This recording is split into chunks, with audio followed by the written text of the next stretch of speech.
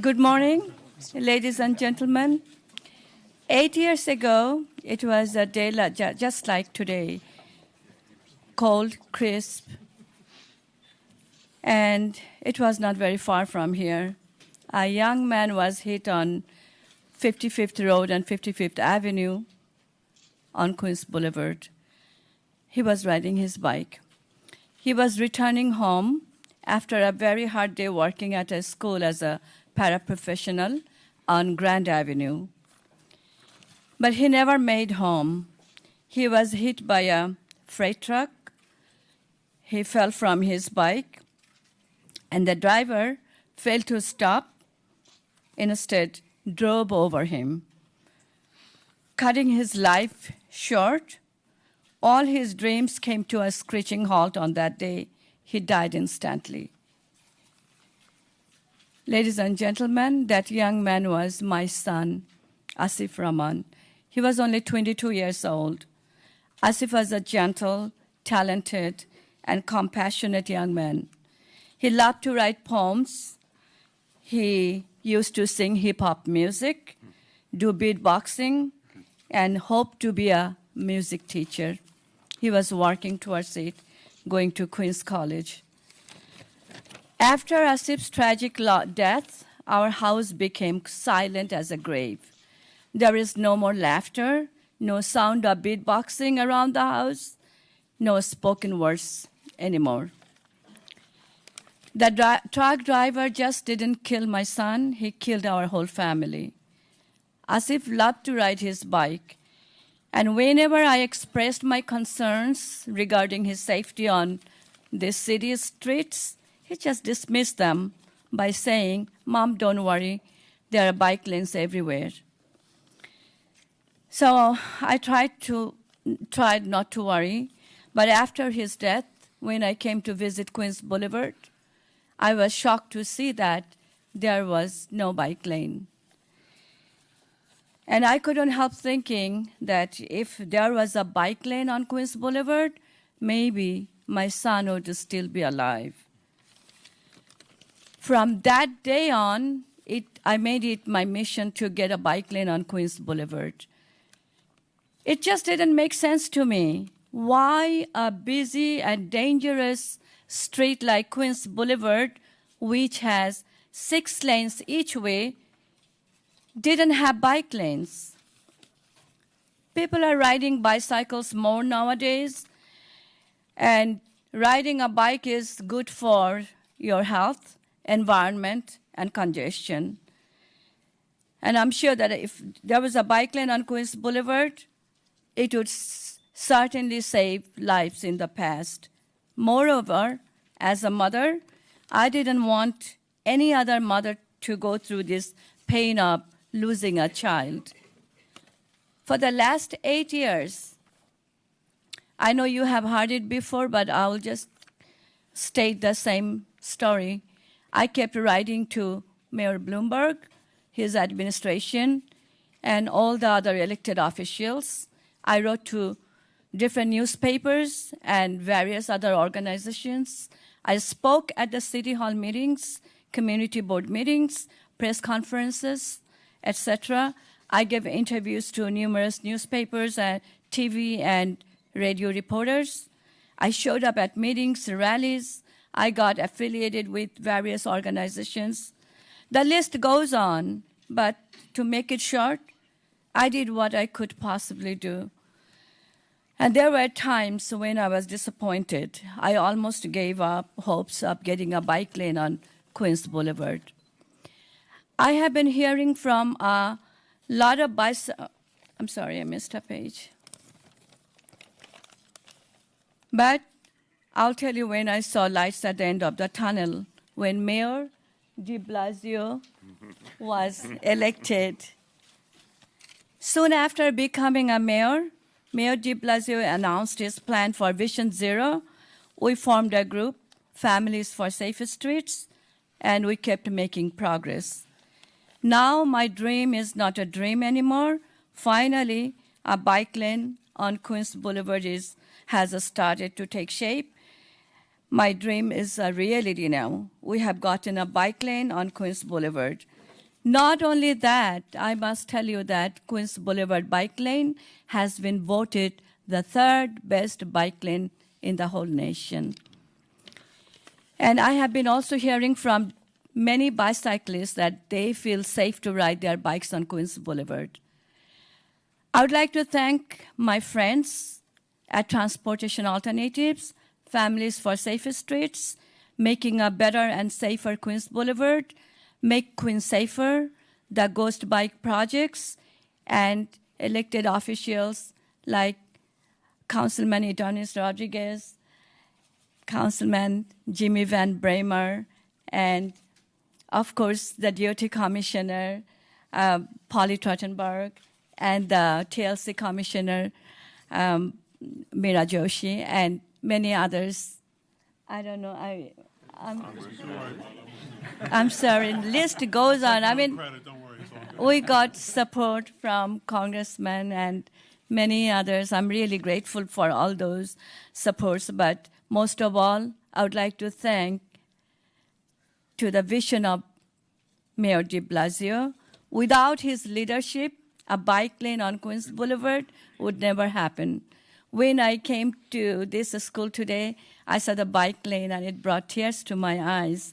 What a beauty. And ladies and gentlemen, with this, now I would like to present the visionary mayor of New York City, Mayor de Blasio. Thank you so much. Thank you for everything. Thanks for doing it.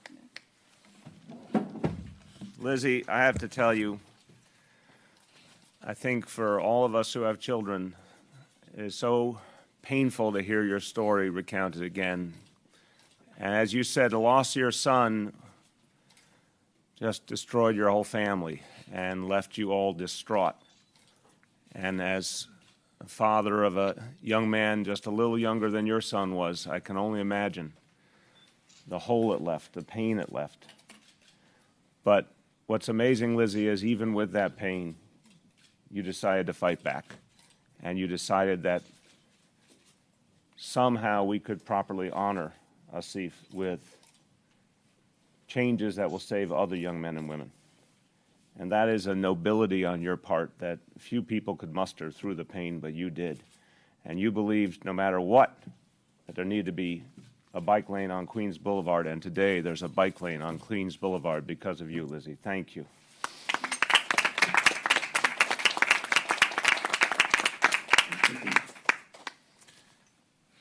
Some of you are outside with us. We just looked at the wonderful work that our Department of Transportation has done. Just a piece of it we saw out here on Queens Boulevard. And when we talked about Vision Zero starting in 2014, one of the things we said in my team was we were not going to allow any street in this city. We were not going to allow any street in the city to be called the Boulevard of Death anymore. That the notion that somehow that had been tolerated for years was absolutely unacceptable to us.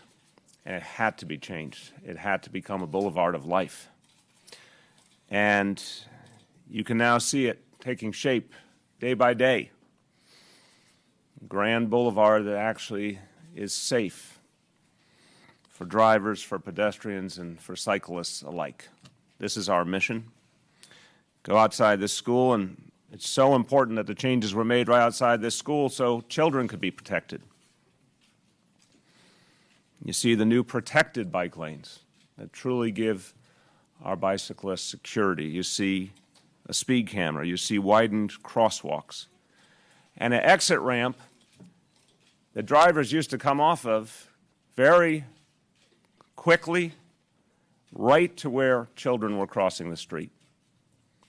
An exit ramp that actually couldn't have been designed better, unfortunately, to create danger for our children. And now that is closed off because of the good work of the Department of Transportation. So these are all fundamental changes that are being made to make this the Boulevard of Life. $100 million being spent to overhaul Queens Boulevard. And this is one of the absolutely defining elements of our Vision Zero plan. To take this most dangerous stretch of our city and make it safe again. 2 years ago, we said we would do everything in our power to prevent traffic fatalities, to keep families whole, to make sure that there's not another mother like Lizzie talking about her pain and her loss. And so far, this plan is working. There's a lot more to do, no doubt, but this plan is working. 2014 was the safest year for pedestrians on the streets of the city since 1910. That's when the records were first kept. And we said we had to do better, so now I can tell you about 2015. 2015 was the safest year for everyone on our streets, for cyclists, for motorists, and for pedestrians since 1910. So we've gone farther just from one year to the next. And success in this case has many mothers and fathers, and Lizzie gets special credit, as do Families for Safe Streets that have been absolutely extraordinary in demanding change and organizing for change and making their voices heard both here and in Albany. I want to thank the leaders of this administration who care so deeply. This is a personal mission for them. They get up in the morning thinking about how they can achieve this mission, and the people in New York City should be very proud of each and every one of them. Our Transportation Commissioner, Polly Trottenberg, our Taxi and Limousine Commissioner, Mira Joshi, our new Citywide Administrative Services Commissioner, Lizette Camillo, and of course, the NYPD who has really led the charge and has done an extraordinary job, Chief of Transportation for the NYPD, Tom Chan. This has been a team that has really shown how much can be done and how quickly it can be done, and I thank them for that.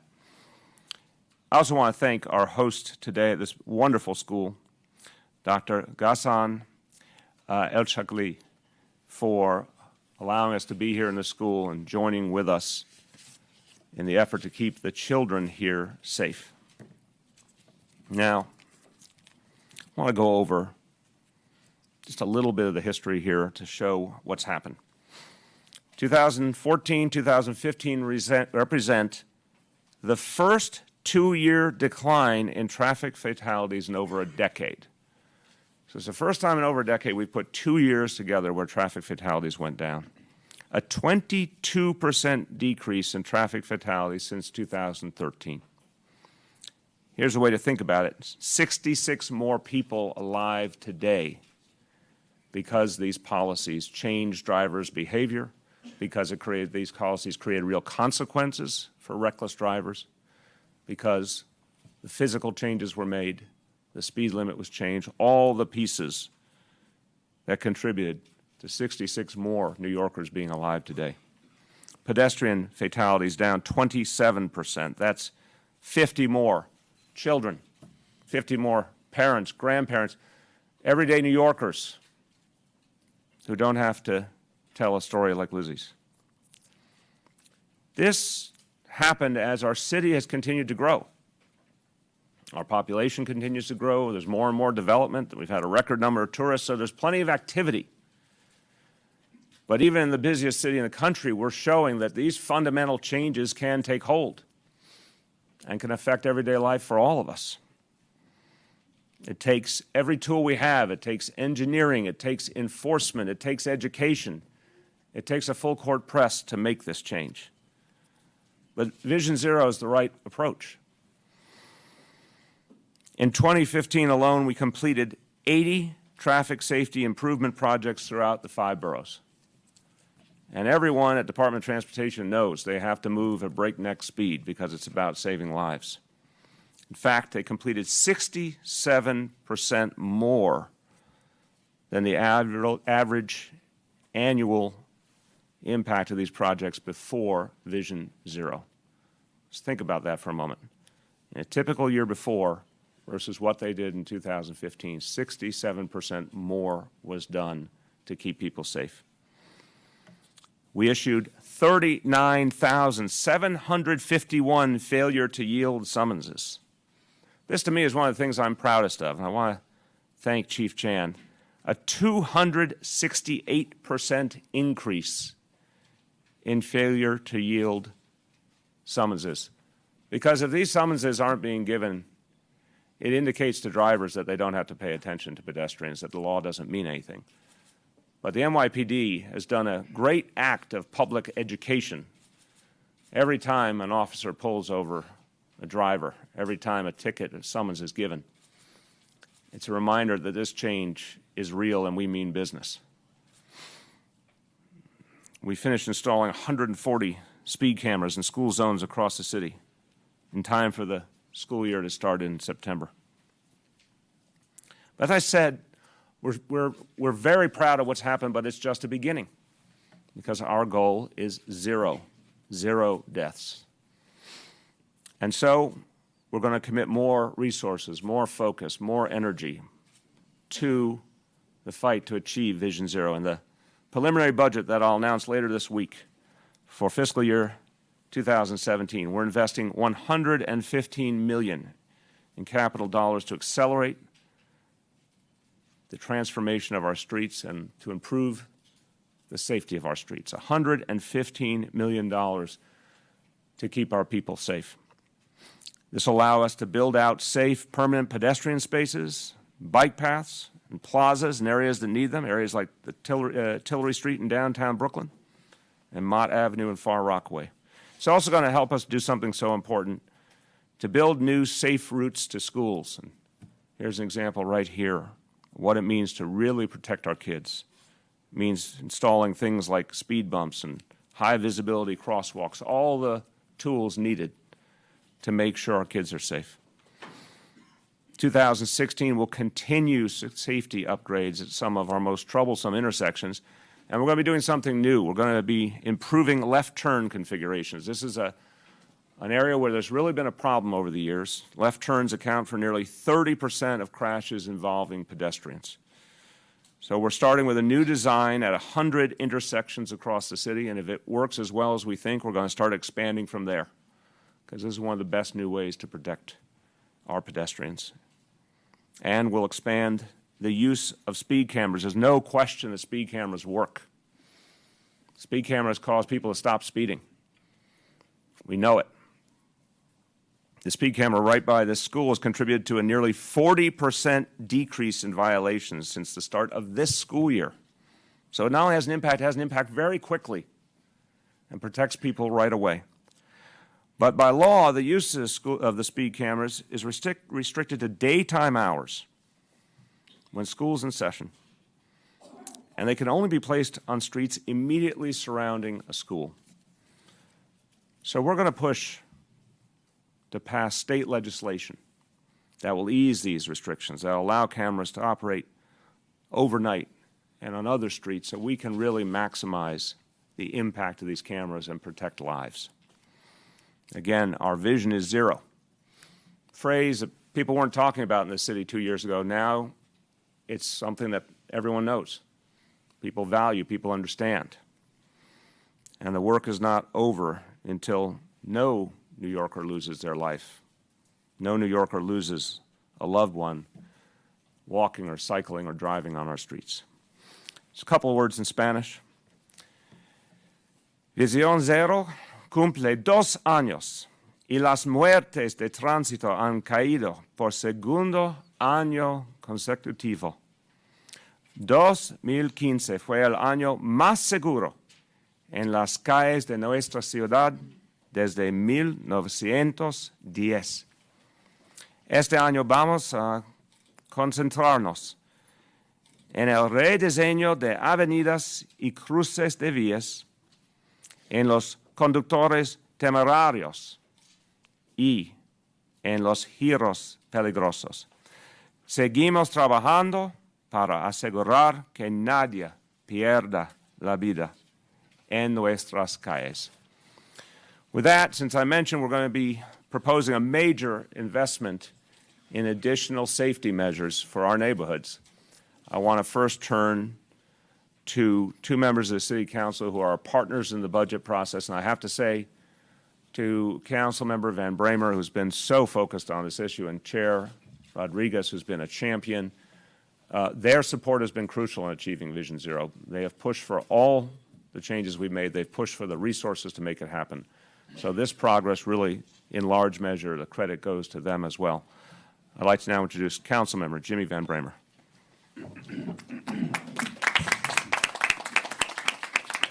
Thank you very much, Mr.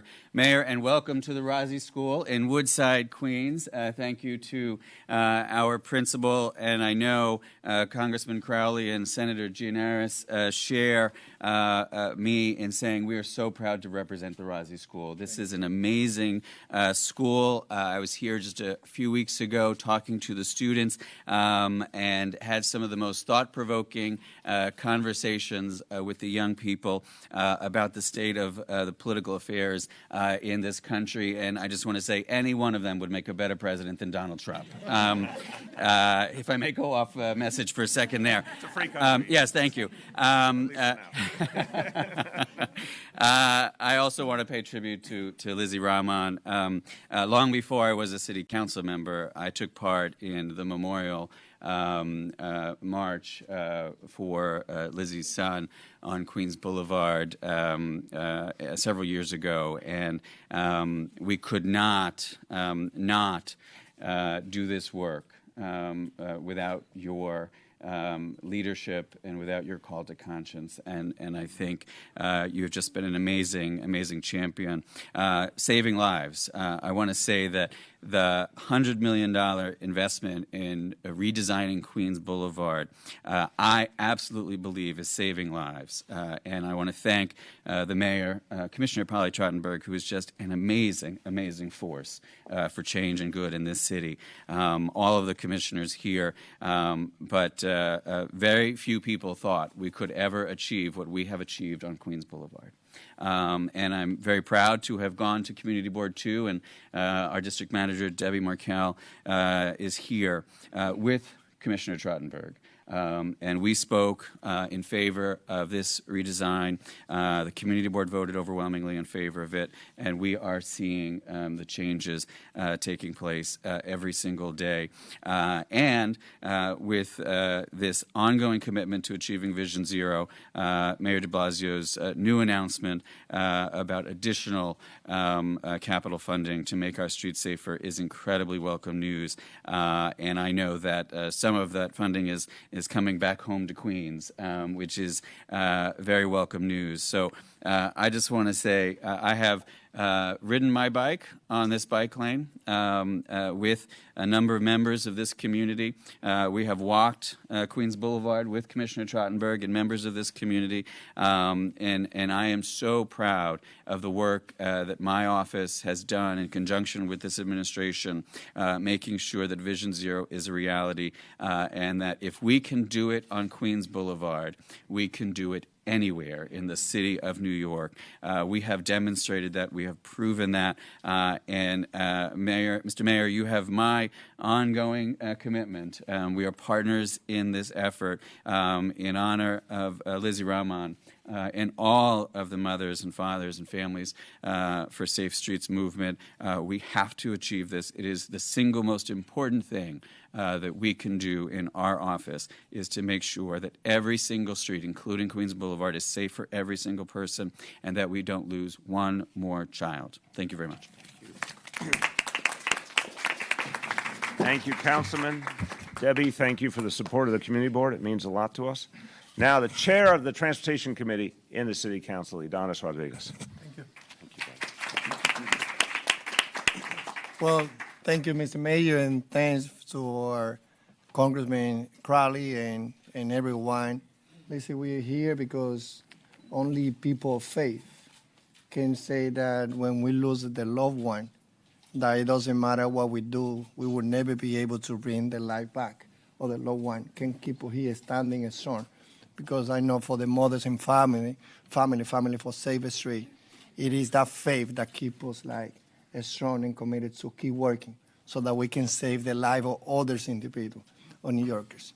Knowing that we are losing so many people in our city. Knowing that every week one New York City lost their life because hit and run continue being an epidemic that we had to eradicate.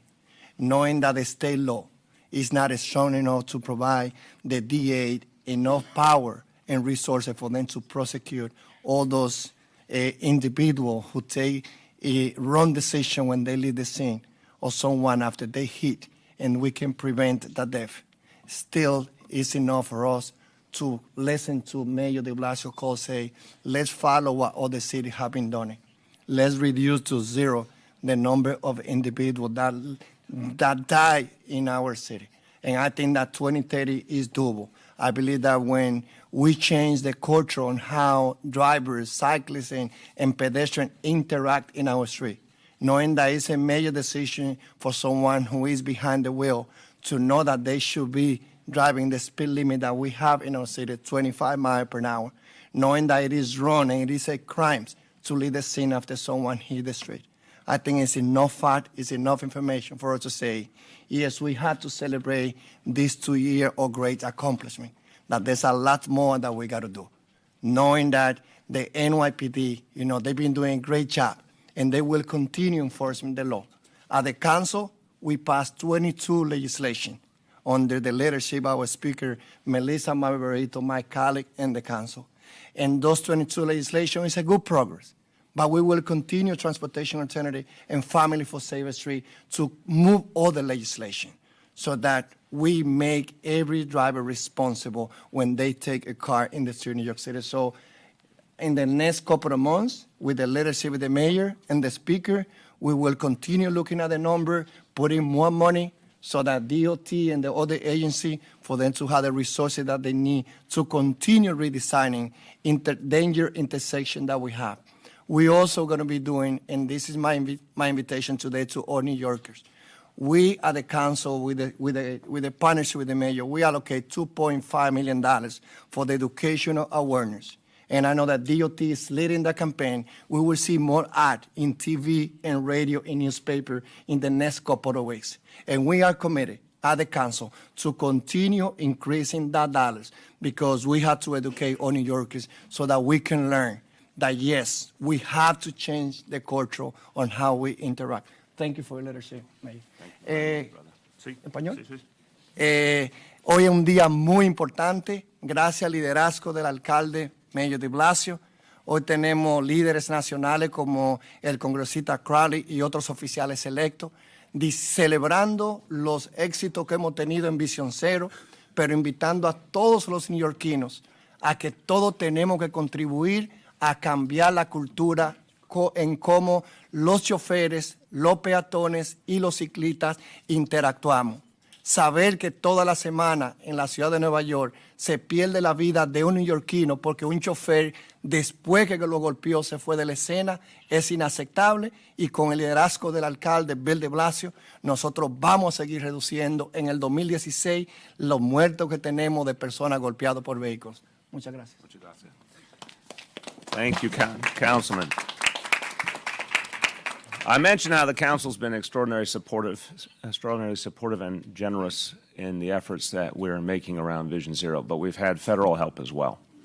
And it does not hurt New York City one bit that one of the highest-ranking Democrats in the House of Representatives is the congressman for this community, Joe Crowley.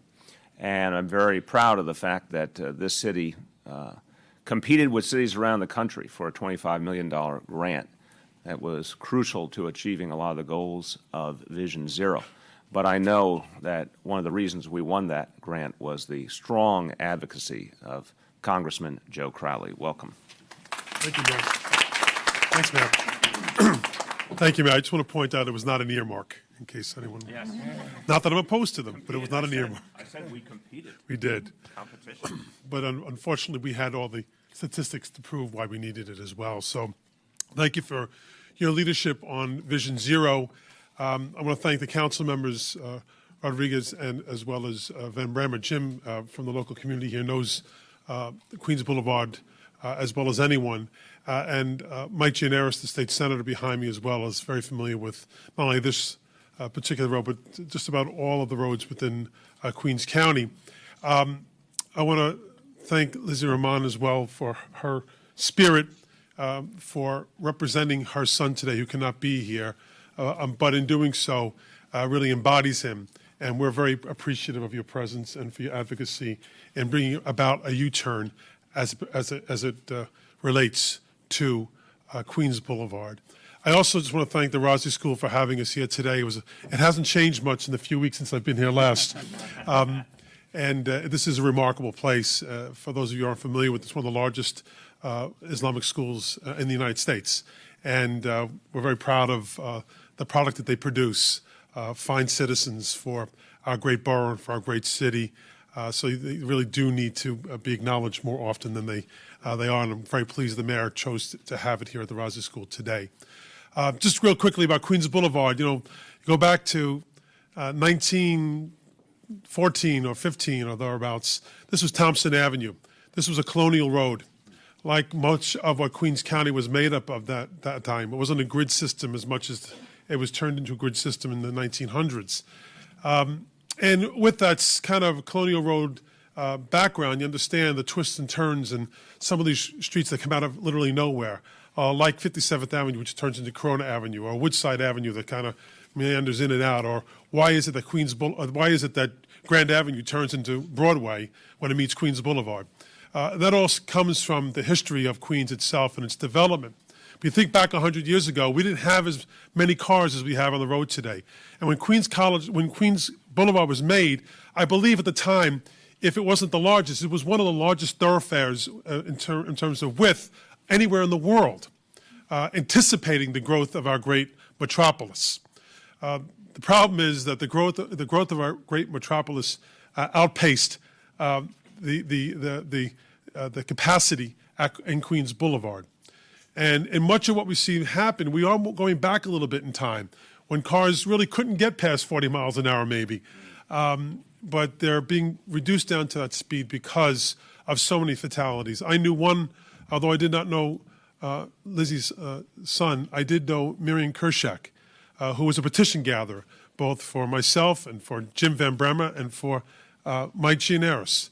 She was a Democratic poll watcher, and she was killed crossing Queens Boulevard. She lived on Queens Boulevard, crossing Queens Boulevard. And that simply never should have happened, an older woman just trying to navigate across Queens Boulevard. But things have changed, and Vision Zero, and I want to thank Commissioner Polly Trottenberg as well, and all those who are responsible for bringing about these changes. We were, I think, one of the first, if not the first, Vision Zero town hall meetings in Astoria with Councilman Constantinidis, where we were hearing from the community and from folks in Board 2 and from the broader community about the problems we're facing here at Queens Boulevard and to all the hotspots throughout Queens and the city. And so I want to thank all of the advocates as well who were there from the get-go to see to that the changes that were made were meaningful and not just cosmetic. And I know that there are some who are concerned about some of the changes that were made, but the statistics don't lie. And if we can save lives, I think that if there is more inconvenience, there is a little bit more inconvenience, so be it. I grew up along this corridor, Queens Boulevard. I literally grew up not more than 10 blocks from here. And Queens Boulevard, we figured out as young kids how to navigate it. But I can tell you the number of cars that are on it today is nothing in comparison to what it was when I was a young kid. It was nothing back then as in comparison to what it is today in reverse order. And so I want to thank the mayor for his vision as it pertains to dealing with this crisis here in Queens, but quite frankly, a crisis that is enveloping and growing all around the city of New York. And Vision Zero is taking a big step, giant step, to reducing fatalities on our city streets. And for that, I think the mayor deserves our thanks and our congratulations. So thank you, Mr. Mayor. Thank you. Finally, I want to introduce one of our allies in Albany, and the families, as I mentioned before, have done an amazing job of educating legislators in Albany and pushing for urgent action. And they've had some great allies in that effort. The Deputy Democratic Leader of the State Senate is a great example of that. And I want to thank him for all he has done to defend our families and the people in New York City and Albany. State Senator Mike Gianaris. Thank you, Mayor. And I want to begin by giving the appropriate amount of credit and attention to Mayor de Blasio for the success, the continuing success of Vision Zero and the future success we know it's going to bring. Before he was elected to office, there's very little attention paid to this very serious problem. And you see already in just 2 years that you have continuing decline in fatalities. People's lives are being saved because of the work that he and his administration are doing, and I'm proud to be an ally of that effort. And to his whole team, Commissioner Trottenberg, here in Queens, we have Nicole Garcia, I think, in the back watching us, who's our borough commissioner, and all the administration officials are doing a tremendous amount of work bringing attention to this issue. I have stood at too many intersections with Jimmy Van Bramer and with Joe Crowley and others just in this part of Western Queens, lamenting another death or another serious injury at the hands of reckless driving. And we have called for increases in attention, more laws that will deal with some of these problems. We've had some success, but we need to do a lot more. And so when the mayor talks about increasing the amount of speed cameras, I'm happy to be a supporter and an ally of that effort. Part of the Vision Zero platform is increases in penalties for people who are driving with suspended licenses and kill or hurt someone. That's legislation that I have authored. We do need to increase the penalties for people who leave the scene of an accident, as Councilman Rodriguez mentioned. So we have much more to be done to truly get to that number of zero. But we are committed to doing so and making sure that with each passing year, fewer and fewer people are killed, fewer tragedies have to occur. Joe Crowley mentioned that the neighborhoods have changed a lot since we were kids walking around here. And I remember we used to play football in the streets. The cars would be so few, you used to stop every now and then when they'd come by and call out car. You'd step aside and run back in. So those days are long gone. There's not even a half a second that goes by when a car is not speeding down one of our streets here in New York. And that's why we need to change with the times and make sure that things happen better. It was just a little bit north of here on Northern Boulevard and 61st Street where an 8 or 9-year-old boy walking to school was run over by a truck, someone with a suspended license in that case. And the tragedies go on. And what we see in Western Queens is duplicated throughout the city. So we have a lot of work to do. We're pausing today to acknowledge the great work that's already been done and the lives that have been saved. But we know we have more to do, and we're committed to doing it, whether it's in Washington with Congressman Crowley, in Albany, where we'll do our work, or right here in the city where Mayor de Blasio is leading the way. Thank you. Thank you. Okay, I want to take questions on this topic, and then I want to give you an update on some of the weather issues we're facing over the coming days and take any questions you have on that. We're going to keep it to those two topics today. Yes. First question is for Commissioner Trottenberg. Commissioner, the Congressman referenced some of these measures being making for more inconvenience for drivers. Have you quantified how much more inconvenient it is? And second, for the mayor, given your troubled relationships in Albany, how do you expect to pass this speed camera legislation? All right, well, I'll take the first question. And I think one of the things we've tried very, very hard to do in all our safety projects is very careful analysis, looking at traffic conditions and trying to do designs where we keep the traffic flowing. Certainly, Queens Boulevard has been a big change, and a lot of people have embraced it. I think a lot of people are still adjusting to some of the changes. And one of the things we say in this project, it's still in its operational phase. So we're still working with the community board and the elected officials to tweak some of the timing. We found a place where we're actually going to be adding another set of stoplights. So, we continue with these projects to monitor them and make sure that we balance all the needs and that they work well for motorists, for cyclists, and for pedestrians. And how much more inconvenient for drivers are the measures going to be? Well, I'm not sure I would say that I find that they've been inconvenient for drivers. I think it's been a change. But in most of the projects we've looked at, we find that traffic flows as well or better when the project's done and people adjust to all the changes. And again, these projects can be iterative. If we find we're having a hot spot in terms of traffic, we'll go back and look at signal timing and other things we can do. I think I drove for many, many years.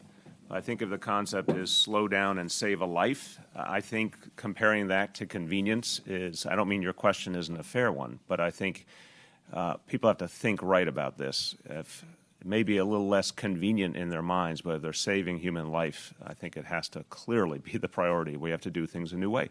That point about how many more cars there are, that's an area where we really haven't quantified something that we've all experienced. A huge growth in the number of cars over the last couple of decades in this city. And that means more and more lives have been in danger. So, you know what? It is about safety. It's not about convenience anyway. To your second question, I don't agree with your characterization, but I can say it this way. we're talking about saving people's lives. We're talking about the exact reason why we're here in government, public safety first. I think that cuts across all partisan considerations. I think it's something that a lot of people in Albany of goodwill agree on, and we certainly have seen that because a lot of the pieces we needed were supported in Albany. And I think the families, again, have been real voices of conscience, and they've pushed everyone in Albany to think about the full ramifications of these actions. I think that has a lot more to do with what's going to happen here than any relationships. Yes.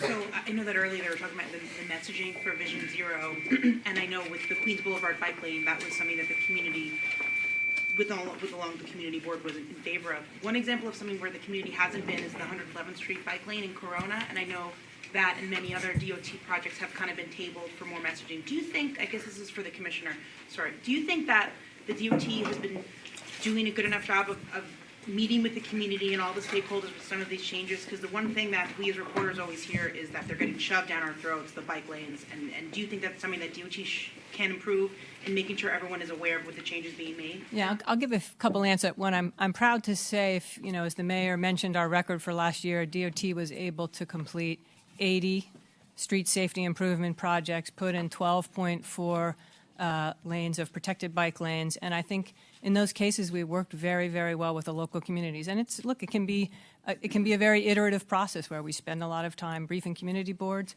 working with local elected officials, working with community groups. We certainly get criticism on both sides that we're not moving fast enough and that we're moving too fast. But I think if you look at our record the past couple of years, I'm very proud of the work we've done. We've put in more projects than the department had seen in previous years, and I think the statistics show that we're having a real impact. Just a quick follow-up on that. I was a council member for 8 years and worked with the community boards in my neighborhoods in Brooklyn. I think it's really important to listen to the concerns of the community boards, because I think what we found over the years was sometimes there are unintended consequences in the original design and things that could be done better. But let's be very clear. We're going to make the changes. We're going to protect people's lives. We're going to put in the bike lanes, which are both good for bicyclists but also have a traffic calming effect. There's no question we're doing it. What I think is different than some of what we saw in the past is we're trying to do a reality check with folks who know the local community best to make sure we're doing it the right way, the right exact configuration, location, all. There's no contradiction between listening to community voices and getting it right, and at the same time being very resolute that we're going to keep putting in these bike lanes. Yes? You talked about the importance of bike lanes, but the FY statistics show that bike lane installation actually declined from FY14 to FY15. Can you talk about sort of how you think about the pace of installation, whether it should be sped up or slowed down? Again, I'm resolute that we're going to keep expanding regularly, but Polly can speak to the specifics. I mean, I think I guess it's our calendar year installation for 2015 was 12.4 miles protected bike lanes, and we've now gone well over the 1,000-mile bike lane network for the whole city. We've expanded City Bike into Queens and further into Brooklyn and Manhattan, so I think we are doing pretty amazing work on the bike front, and we're going to continue at that aggressive pace. Mayor, why do you think, as Councilmember Rodriguez put it, the hit-and-run problem remains at epidemic levels? What needs to be done to change that? The answer is standing right there in a very handsome uniform. And Chief, come on over. Look, the enforcement that NYPD is doing now, again, extraordinary changes. The enforcement on speeding, especially the enforcement on failure to yield. There's checkpoints. There's all sorts of things NYPD uses to get the point across, and that's only going to keep growing. So I think we have, again, the problem of a lot more cars than we've ever had. We have a history of drivers thinking that, their needs were the only thing that mattered, and getting to their next appointment, 2 minutes quicker was more important than protecting human life. Let's face it. That's what was going on. People had tons of steel at their disposal, and they thought it was more important to serve their own agenda than look out for the safety of the people around them. So the answer to that is all the above: the lower speed limits, the speed cameras with real consequences, the great work of the NYPD, which you're going to be seeing more and more of, creating both the positive education that people start to change behavior because they understand that they could inadvertently take a life, but also consequences. Let's face it, we're human beings. Human beings change when they experience real consequences, and that's where the NYPD comes in. Chief, would you like to speak to this topic? Sure. And we certainly thank the mayor for his support in signing in the bill. I believe it was 603 that increased the penalties for people who are leaving the scene of accidents. Majority, of course, of those leaving the scenes are property damage only, but nevertheless, the individual who collides with another vehicle, leaves the scene of an accident, a collision, we want to come into contact with that person, arrest them if necessary, and again, increase the penalties where they would not leave. So certainly this new legislation that's been signed by the mayor will help us. And we certainly will target other offenders, whether it be DWI drivers or people who would suspended licenses. So again, it's a collective effort. We're going to be targeting them for hazardous violations. And together with all the agencies, the engineering changes, the education, we will make a difference out there. I also want to note, over the last 2 years, I've gotten to really understand the inner workings of the NYPD citywide. And I can tell you one thing. Now, with the use of technology, with the greater use of video, both our own video and that which we can get from other sources, obviously with the expansion of the police force that's going to happen over the course of this year, 2,000 more officers in terms of patrol strength, anyone who is a driver and does a hit and run, we will catch them. It's as simple as that. And when you look at the evidence, anyone who thinks they're going to get away is kidding themselves. So I understand sometimes people panic and maybe in their guilt and their shame they act irrationally, but that's not my point. My point, and I would ask all of you to help get this point out. If you leave the scene, we will find you, we will catch you, there will be consequences, and people need to understand that. Anna. You're using a lot of statistics to prove that Vision Zero has been working in the last 2 years, but the number of traffic fatalities has nearly doubled on Staten Island. Is Vision Zero not working there? Vision Zero is working, but we got a lot more to do in Staten Island. There's no question about it. The basics that we're putting in place, more enforcement, speed limit changes, speed camera changes, the physical changes to our streets, they will work. But I'm not satisfied with what's happening in Staten Island. We need a lot more change, and we need it quickly. I'd like both the chief and commissioner to speak to that. Step first. No, clearly, and this is something I've spoken about before. We saw declines in fatalities in all the other boroughs except for Staten Island, and as a result, I know that Chief Chen and I have been there personally and talked about the ways we're going to redouble our efforts there. We're looking, particularly, we talked about Highland Boulevard and doing more pedestrian fencing, more signal timing, looking at making safer pedestrian crossings and potentially some bigger capital projects. We're also going to be doing some big pedestrian improvements on Bay Street in the coming year, working with the local community there. And we're going to continue our education and enforcement issues, and I'll turn it over to Chief. We've had an opportunity to work very closely with the Borough Commander, Chief Delatorre, and also the 4 precincts that are on Staten Island. The officers there are continuing to do speed enforcement. Last year, they've increased their enforcement in terms of speeds and hazardous violations. We expect them to do so this year also. Highway units will also be conducting additional enforcement. So again, working collectively with the other city agencies. Most recently, there was a request even from Staten Island to get additional VMS signs to warn the public about the deer problem there. So again, we provide additional VMS signs there to warn people where there are crossings and things of that nature to reduce the number of collisions. So again, we're having an effect out there, but we're redoubling our efforts out there in Staten Island to make sure that we have less fatalities and certainly like to eliminate all of them on Staten Island. And just let me add, you're certainly going to see more enforcement in Staten Island because we know where some of the problems are, and you're going to see plenty of police presence to address those problems. Go ahead. Do you guys think at all the reliance on cars is contributing to Staten Island's, I guess, what's happening there versus the other boroughs? I think the central issue with Vision Zero is we have to change behavior. So certainly if a lot of people are in cars, that's the beginning of the situation, but that's not the essence of it. The essence of it is we have to change behavior. We have to teach people that they have to use their cars properly. And that if someone's drunk, someone else has to drive, all the basics. But again, that's one part, positive education, And that's a very big part, consequences. There's going to be real, serious, consistent consequences, and that will help people to change behavior. That's all over the city. And why is this working as quickly and as well as it is? Because there's plenty of stick to go with the carrot. Yes.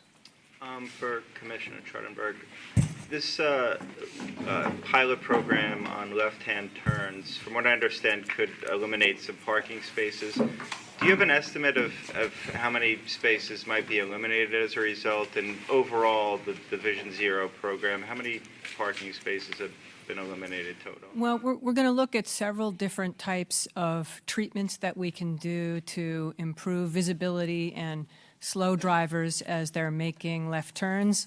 The standard version of that is called daylighting, where, yes, you take out potentially a parking space at the corner, but I can't give you a fixed number because it can vary from intersection to intersection about how many spaces you can fit and what you can do to reconfigure.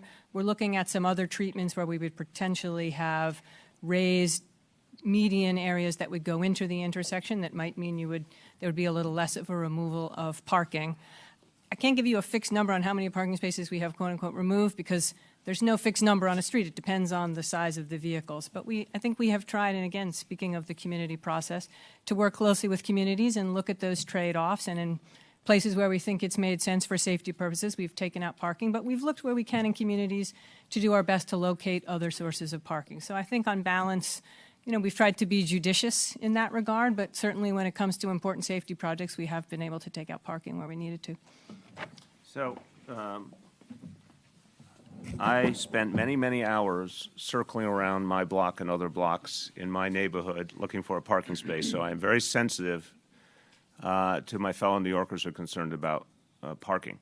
We're obviously going to do everything we can to minimize any impact on parking. But again, the same exact mantra, saving lives comes first. So if we, in the process of saving more lives, as we said, about 30% of the crashes come from these left turn situations. If the process of saving lives means we lose some parking spaces, that's a good choice. But we will work very, very carefully to minimize the impact on parking. This is related to Vision Zero, but the horse carriage announcement that you made. I want to see how you bring these together, Grace. I'm ready. Well, it would. One of the things you spoke about was that by taking the carriages off the streets, you would potentially be reducing congestion. Yes. That it was could be at times dangerous to have them on the streets, but by having pedicabs, not allowing them to do runs in Central Park, I imagine that would put a lot more pedicabs on the streets, maybe in Midtown. And I'm wondering if that's something, if there are congestion concerns or any safety concerns maybe related to. Look, I don't know if I agree with your assumption. We'll certainly look at each issue in turn. But again, from my point of view, because I spent plenty of time as a driver behind those carriages, I don't think anyone who's driven in Midtown hasn't had that experience. There's no question, again, horses don't belong on the streets of the biggest city in the country, in the middle of Midtown traffic. There were a lot of crashes involving horses and horse carriages. And we have a congestion problem we have to deal with more broadly in this city, particularly in Midtown. This will be one of the ways that we help to provide some relief there. But we'll talk about the pedicab issue separately as that issue is looked at. Okay, anything else on this? Yes. Not on this, sorry. Okay, we're doing this and we're doing weather. So on this, okay, go ahead. Will, you talked about investing more funding in capital projects. Will you also be increasing investments in DOT's operational project budget, which allows for quicker and often less complicated street redesigns to happen? So the budget presentation for the preliminary budget is Thursday for the executive budget, up ahead a few months. So I don't want to preempt that. Look, again, it's very clear we've made massive investments in Vision Zero, and we don't get to do every single thing we want to each year because of budgetary constraints, but it's one of our top priorities. So a lot of resources have gone into DOT. That will continue to be true, but details will come out with the budget. You're provided all this great data showing that Vision Zero is working to improve traffic safety, and yet in your argument that removing horse carriages from the streets will improve traffic safety, you said data is sort of secondary to human experience. Why is data not important in that circumstance? I'm not saying there's any reason that data isn't important as well. I'm saying we've all experienced it. We know the truth. It's quite clear. And again, there's more than one part to that issue.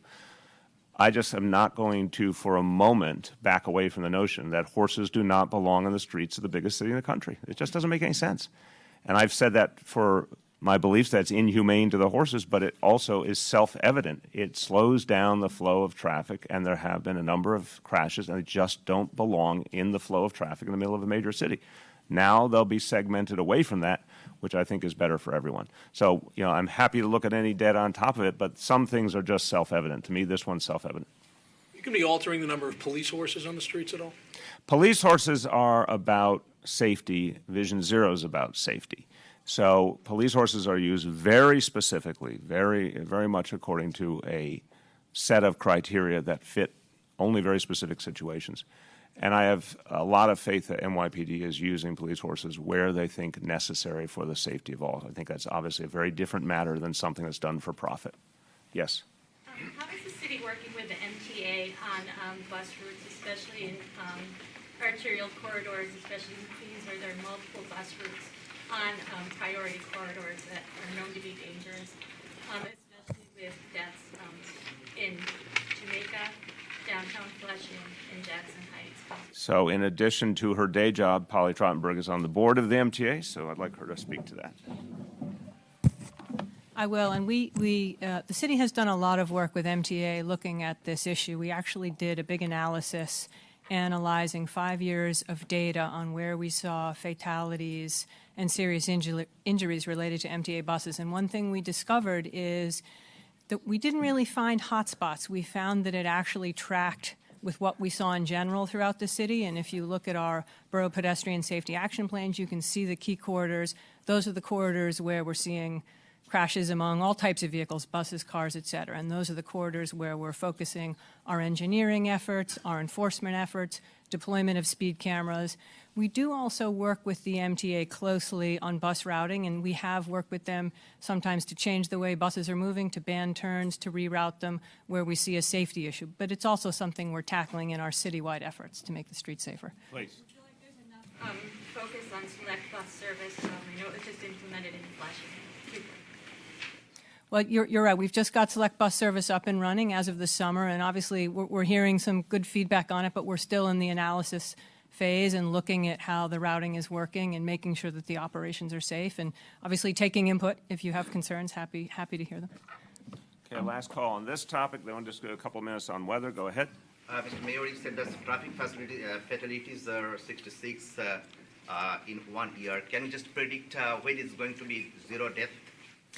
Look, the vision we've put out is proceeding, as we talked about over the course of a decade. We want to move as quickly as humanly possible. That's the bottom line. We keep throwing more energy, more resources, more focus into this. We'll keep doing that. And we're going to try things to see what works, too, because there are some new approaches, such as what the commissioner was just talking about with left-hand turns.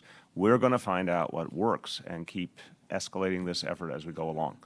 But the plan we originally laid out at the beginning of 2014 was over 10 years starting from that point. Last call on this topic. Yes. Can Commissioner Trottenberg explain why Queens Boulevard is no longer the Boulevard of Death? With figures, if possible. I do have figures. I'm going to pull out a chart, and I'm sure some of the journalists would love to see it. It's hard to see from here. This is the fatality numbers along Queens Boulevard.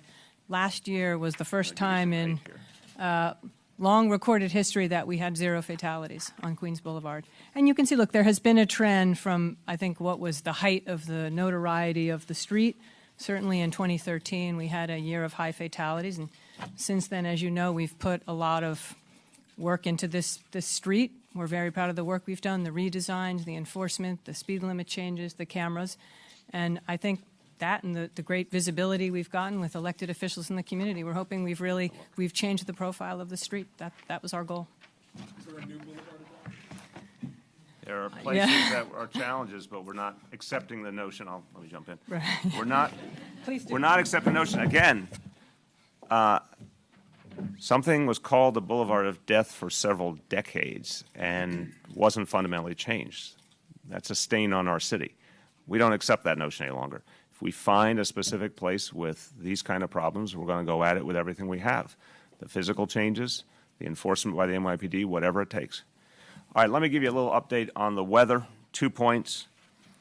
First of all, our Code Blue effort continues to be in effect. We have, obviously, it's bitterly cold and we have strong gusty winds, so Code Blue in effect. Teams from several city agencies are fanned out across the city, bringing individuals off the streets who may be in danger and are homeless and getting them to shelter. Last night, 103 individuals came in because of our outreach efforts. 101 of those were voluntary and 2 were involuntary. We also separately have a number for folks who are coming into our public hospitals, our HHC hospitals. That number is being updated. What I have right now is 173 individuals walked in seeking a shelter and medical care. So very vigorous outreach effort. It will clearly continue tonight and any night where it's bitterly cold. I want to remind my fellow New Yorkers, if you see someone in desperate danger, if you see someone who you fear is in danger, call 911, please, right away and report it.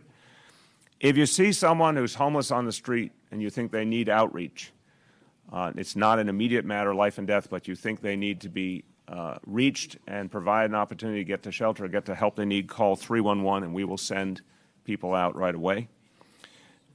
We also know, a second related topic, that there is a storm developing. It's still early, but the information we have now is it will be a significant winter storm, obviously the first real storm we will have had this winter. And at this point, it looks like it will hit Friday midday or evening and continue into Saturday evening. Now, that's preliminary. We're going to keep updating you on this. We're obviously preparing. We don't have a firm estimate on the amount of snowfall. We've heard varying amounts, but it will certainly be significant, so we're preparing a major operation with the Department of Sanitation to keep our streets clear, and we'll be providing updates so New Yorkers can prepare. I want to remind everyone over the course of this week with the very cold weather, please remember the basics. Bundle up, lots of layers. Don't leave skin exposed when you're outside. Don't stay outside longer than you have to. Wear particularly something on your head because that's where most of our heat is lost. And anyone who in their apartment loses heat or hot water should call their property manager immediately. And if they're not getting an immediate response, should call 311 so the city can make sure there is a response.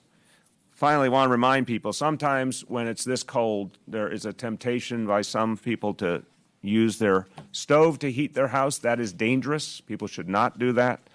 You shouldn't use kerosene or a propane space heater. You shouldn't use charcoal or a gas grill. There are so many things that actually create real danger. So if you need heat and it's not being provided in your building, call your property manager or call 311 so we can get you heat. But don't use these other approaches that actually could endanger you and your family. Just want to see if there's any questions on the weather situation. Yes? Now, I know the city does not oversee the MTA. Correct. This question is for you, and I know Councilman Van Bramer, it's a big issue for him. Last year, the 7 train just didn't run during a snowstorm. It was extremely detrimental to Queens, and there wasn't really many backup. The railroad didn't run. As a city, what can the city do, and what would you like to plan to create alternatives for people who still have to go to work, still have to go to school when schools aren't closed? But the 7 train. No, it's a very fair question. First of all, what so far we know about this storm is not the kind of level that would knock out train service. Second, all of us, city and state alike, and thank you for noting that the state runs the MTA, but city and state alike were preparing for a storm last year that was projected to be one of the biggest we would have had in recent memory.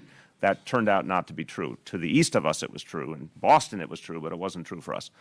I think we all learned a lesson from that we want to be very careful about any timing of a decision because obviously the last thing we want to see happen is the closing down of the trains unless it's absolutely necessary. So I think we're going to be all communicating and be very careful in that decision, but I don't think that's something that's going to come up in terms of this weekend. You want to add? Sure. Well, I think one of the first things I would do is make the city and the mayor have full control over the MTA. I think, in all seriousness, the MTA would then be more accountable to the people of the city of New York. And you pointed out the issue with the 7 train last year. It wasn't the storm itself that caused the outage of the 7 train. It was weather combined with other issues and the MTA, as usual, not doing right by the people of this community and the 7 train. So I think we all just have to remain as vigilant as possible and continue to push for one day for the city to actually have the majority of the seats on the board of the MTA, and then the MTA will truly be accountable to the people of the city of New York. Did you have some? Okay, who's that? Go ahead. Jumping off that, last year, the governor and the MTA, I think, gave you 20 minutes notice when the subways were shut down overnight. Did you talk to them about maybe giving you guys a little more notice? Yeah, there was a lot of conversation at that point and since that we need to do things better next time. The 2 people that were taken in involuntarily off the street, do you have any details on the circumstances surrounding we'll this? get that to you. Last call, anything on weather? Going once, going twice. Thank you, everyone.